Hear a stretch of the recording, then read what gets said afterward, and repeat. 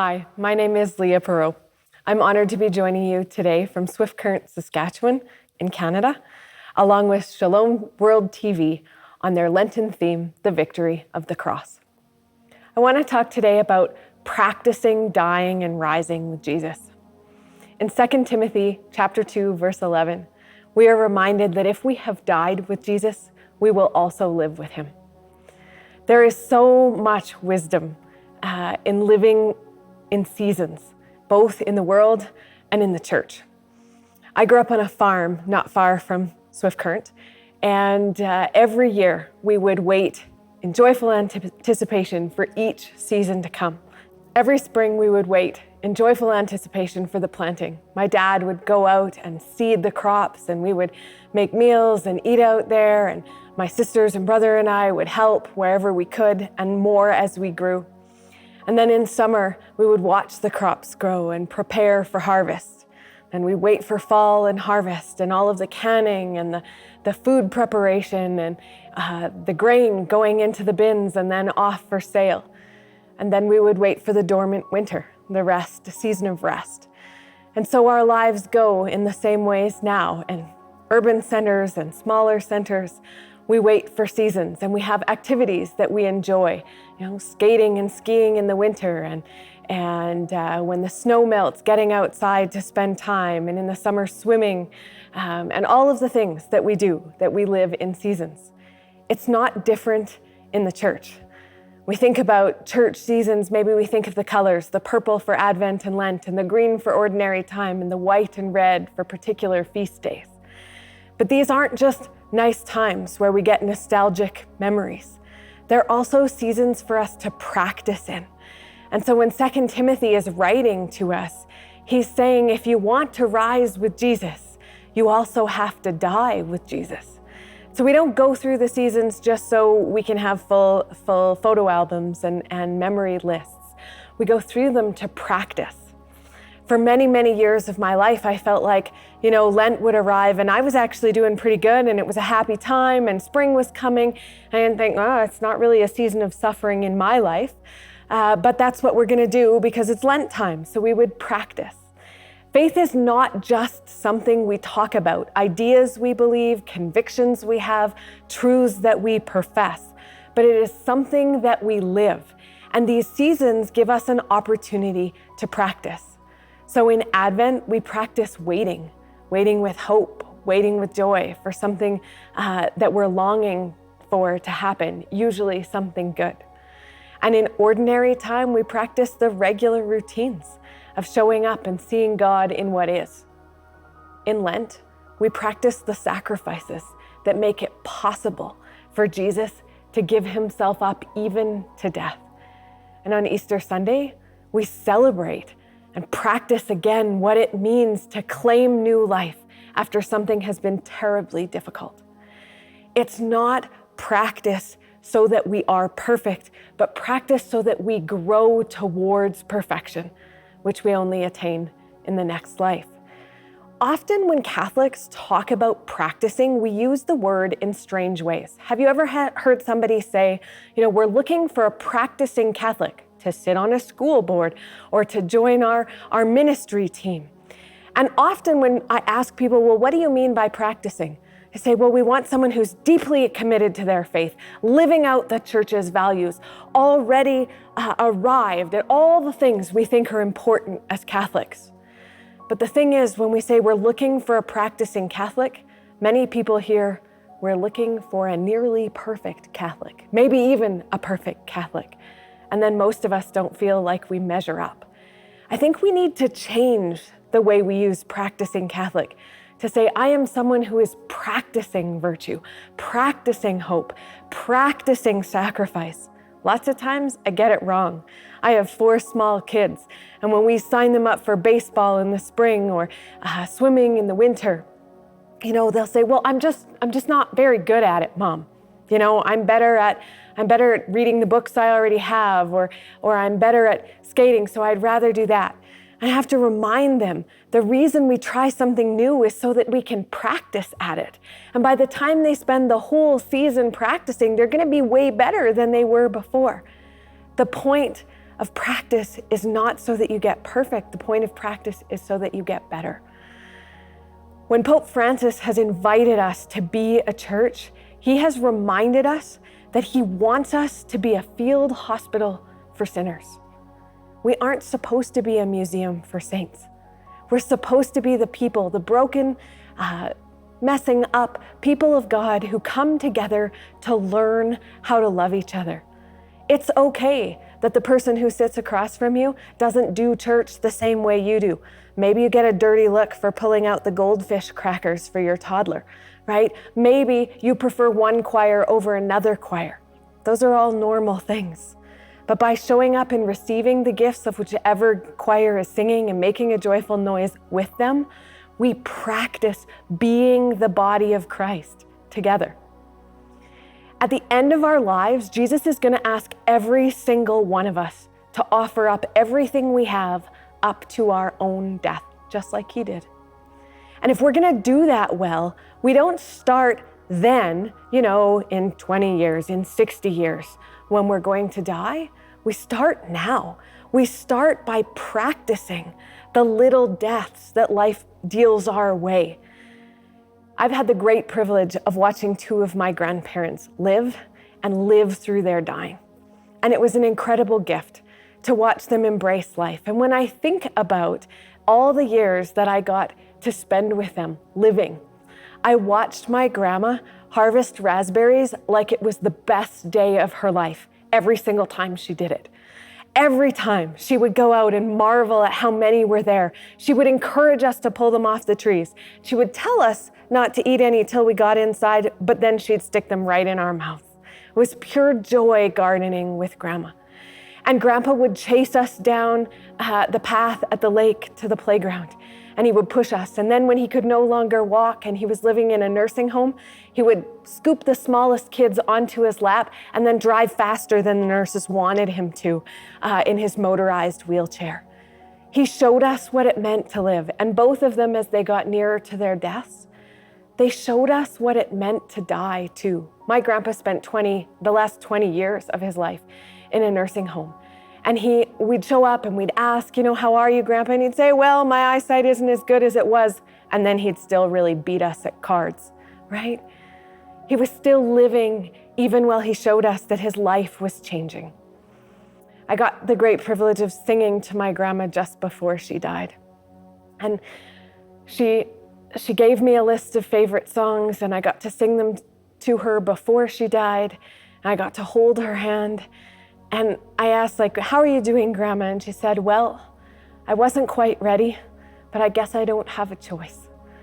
And I'm excited to see your Grandpa again. If we're going to practice these little deaths so that we can be ready for the big deaths, we're also going to have to remember that it probably won't be on our own terms. We aren't going to get to decide all of the moments. And so every time life asks something of us we don't particularly want, we practice dying just a little bit. And if we can find the life in it, the joy in it, the light in it, we can practice living through the dying on our way to eternal life. Lent is the season for practicing the little deaths. There are so many opportunities every single day for practicing this. Perhaps you're driving your car and you're in a hurry because you left late and you get a red light.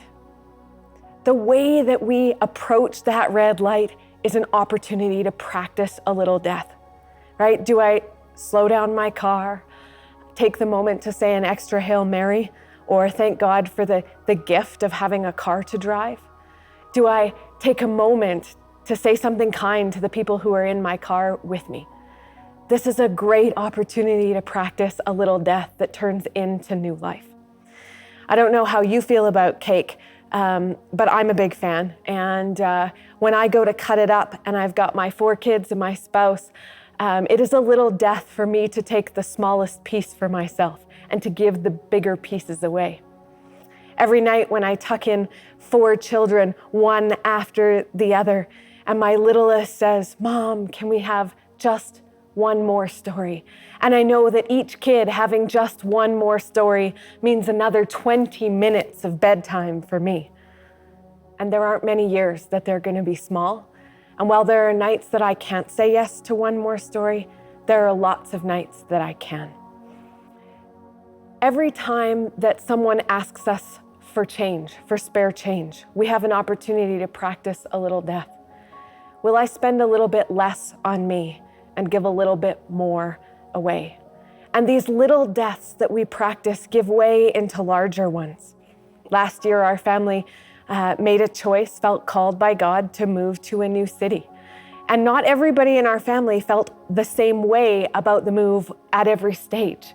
It required us all to practice giving up to little deaths, the deaths of everyday friendships in the city we'd raised our family in, right? To give up every day or every week visits with people that we knew. It required us to say goodbye to parks and playgrounds and spaces that were familiar to us, to the library and the community places that had become our home, so that we could make space for a new one. Every day, many, many members of our community get up and go to jobs that maybe they like, maybe they know they can make a difference at, but they would do something else if they chose. And yet they go and choose to be there to give to their community because today this is the job that they have. And when our loved ones pass away, we have the opportunity to give them over to God, to practice hoping in the joy of the resurrection with them before at some point we will be asked to make that same journey ourselves. Lent is a season of intentionally choosing sacrifices, but we don't just choose sacrifice so that we can do hard things. Our faith is not a club where people are celebrated if they give up the most and suffer the most. That's not how Christians understand suffering. We give up so that we can give ourselves over and become a gift to others. So I'd invite you to think about how these little deaths are transformed into new life right when we do them, when we set up these intentional sacrifices. One year I gave up the snooze bar for Lent. Gosh, I love 5 more minutes. It's so nice to just lie in my bed for 5 more minutes. But why was I giving up the snooze bar? Because that 5 minutes was often taken away from my children. And at the end of the hour of getting ready in the morning, the last 5 minutes were, hurry up, come on, let's go. We're gonna be late, Mom needs you to move, right? And by not hitting the snooze bar, I could give those 5 minutes to, it's time to put your coat on. Do you have what you need? And Mom was calmer and kinder. And so I gave that up. I gave up the 5 minutes of sleep so I could give more love in the last 5 minutes to my kids. One year I gave up others making me feel things. I had some internal talk going on where I would feel upset about something and I would say, oh, my spouse made me angry. You know, other people don't make me feel anything. I felt angry. And when I stopped saying, you made me feel upset, that made me feel sad, and started to say, I feel angry, I feel upset, I feel sad. I felt empowered to be able to honor how I felt, but also honor the individuals in my life who were a part of the circumstances that I was responding to. When I feel angry, I have choices to make. When I feel sad, I can go have a good cry and work it out. And then I can respond in love. So when I stopped seeing other people as the source of my feelings, my negative feelings, I started to see people with love again. It was a great opportunity to give up something so I could give myself over as a gift. When I work on almsgiving at Lent, I try to spend less money so that I have more to give away, not so that I can have a nicer holiday or just reduced waste, both of which are nice things. But I give up so that I can give over, give away. The thing about new life and resurrection is that it also takes work. It's God's work, the rising, the lifting us up and saving us. But we get to participate in it. And it takes that effort of giving something up in order to make space to receive the something new. The victory of the cross in the way that we practice Lent is that there's light and life in the sacrifices and the suffering too, if we will have eyes to see them. When I don't hit the snooze bar, I discover the delight of the silent space after my alarm goes off, and the sneaking out of bed in my slippers, to be the first one to see the sun peeking through the windows or hear the songs of birds. That's grace too. There were many, many people who helped Jesus walk through his own suffering. Simon and Veronica greet him as he walks the way of the cross. They help him to carry it. They wipe the sweat off of his face. They look into his eyes and see who he is. Say, I see you here. I wish I could take this from you, but I won't leave you alone. Jesus is on the cross in the midst of his suffering, and his suffering allows the thief on the cross beside him to say, I want what you have. Take me to heaven with you. And Jesus is able, because he's on the cross beside the thief, to offer him new life too. At the foot of the cross, Mary and John are standing when many of the other disciples have walked away. And in the midst of all of his suffering, Jesus is concerned about who's going to take care of my mother, who will be with Mary when I'm no longer here to care for her. And so in the midst of his suffering, he gives the gift of caring for his mother to his friend. He gives the gift to his mother of having someone else to love in his place. These are not easy things. We know this from walking with our own loved ones through end-of-life moments, but they're profound gifts of light. Maybe one of my favorite characters in the whole Bible is Joseph of Arimithia. When everyone else has fled, when the skies grayed over and it was dark and it was silent after the crucifixion, Joseph of Arimithia and a couple other followers of Jesus have the courage to go and ask Pontius Pilate for his body. They get the broken, beat up, battered body of their friend. They have not understood that he will rise again, and they don't understand why their lives make so little sense when this prophet, this Messiah, was finally here, and now he's dead. And so they do the only thing they know how to do. They prepare his body for burial. They anoint him with spices. They cry tears over him. They wrap him in linen cloths and place him in a tomb. Sometimes the only thing we know how to do is just succumb to the death, and that's enough. So by the ways that we show up for the dying and the rising, we step in with Jesus to the victory of the cross. The ways in which our embracing the hard moments will walk us through to victory, where death does not have the final word, where suffering will not be the end, and where new life will rise out of the ashes that seem to be present in the cross. Amen.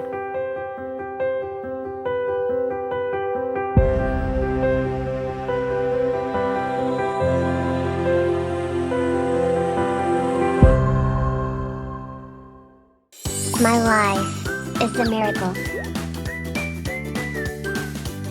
Every child has a story of God's love to share.